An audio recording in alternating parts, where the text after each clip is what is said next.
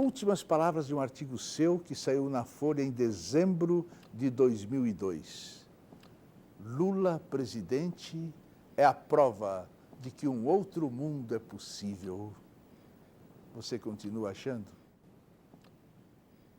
Bom, eu vou dizer como ditado comum, errar é humano, mas persistir no erro é diabólico. Está persistindo ou está só errando por enquanto? Não, eu, graças a Deus, desde 2003, já não penso assim.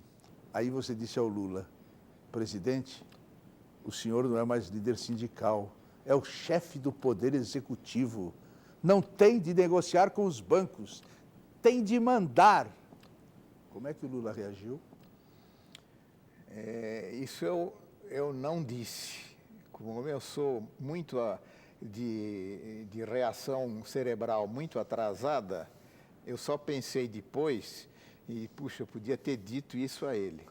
Mas eu fiquei arrasado de verificar que o nosso grande líder sindical, aquele que queria fundar um sindicato não dependente do poder, aquele que queria mudar o ambiente de partidos políticos, foi a minha impressão.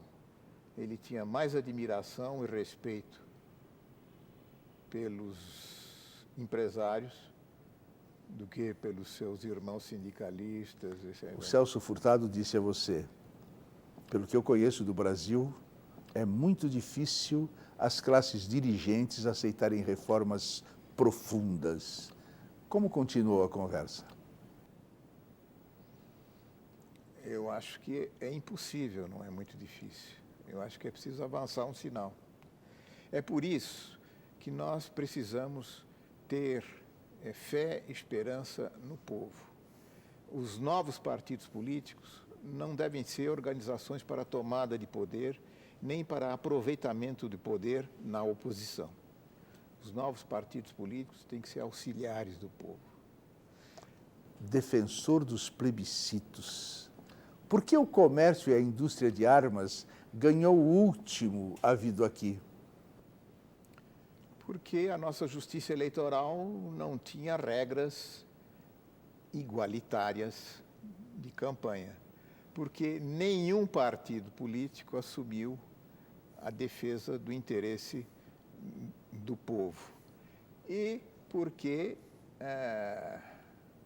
nessa matéria de órgãos de comunicação de massa, há uma certa privatização do interesse.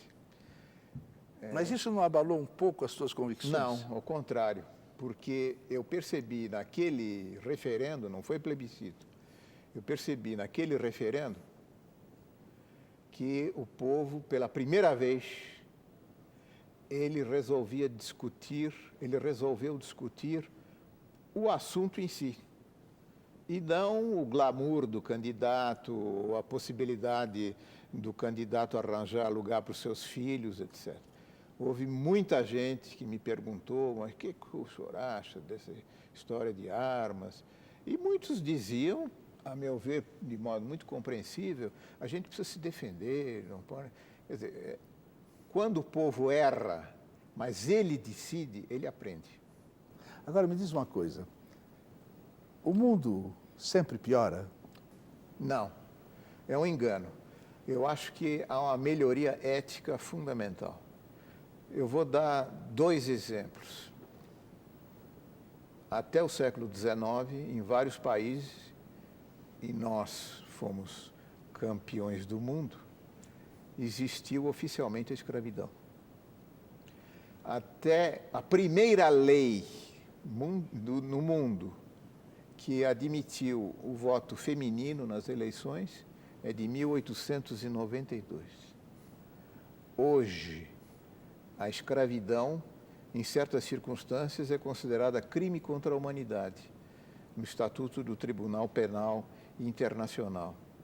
E o último cantão, já não digo país, que manteve a incapacidade política das mulheres foi na Suíça.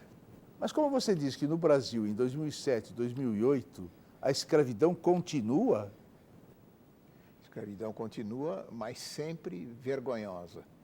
Nós, até políticos, né, que têm grandes domínios rurais, eles não têm coragem de reconhecer que estão explorando o trabalho escravo. Mas continuam. Mas veja os romances de Machado de Assis. Todos eles é um exagero, perdão.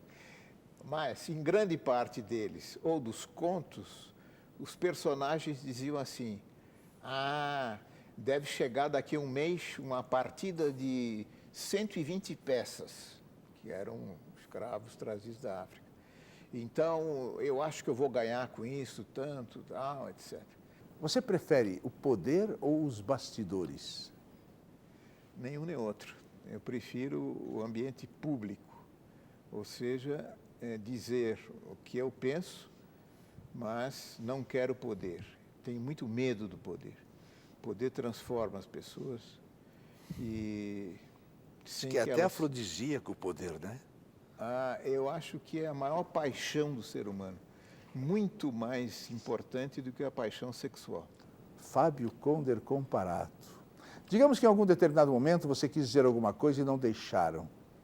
Diz agora para aquela câmera: esquece de mim.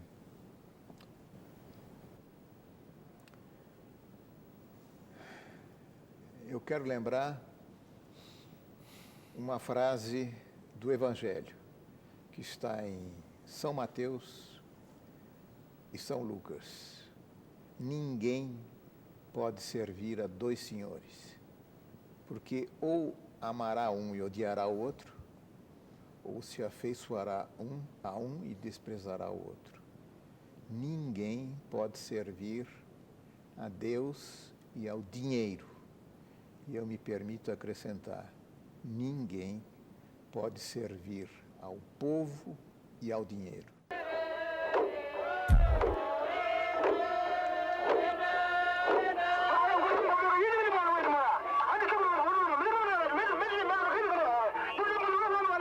Nós estamos perdidos há muito tempo, muito tempo. O país perdeu a inteligência, a consciência moral, os costumes dissolvidos, as consciências de debandada, os caracteres corrompidos. A prática da vida tem por única direção a conveniência.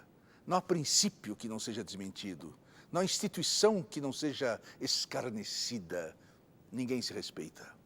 Não há solidariedade. Não há solidariedade entre os cidadãos. Ninguém crê na honestidade dos homens públicos. Ninguém. Alguns agiotas felizes exploram. A classe média se abate progressivamente na imbecilidade, na inércia. O povo está na miséria. Os serviços públicos abandonados a uma rotina dormente. O Estado é considerado na sua ação fiscal como um ladrão e tratado como um inimigo. A certeza desse rebaixamento invadiu todas as consciências. Por toda parte se diz: o país está perdido. Algum opositor do atual governo? Não. Esse texto se refere a Portugal. Foi escrito por Eça de Queiroz em 1871.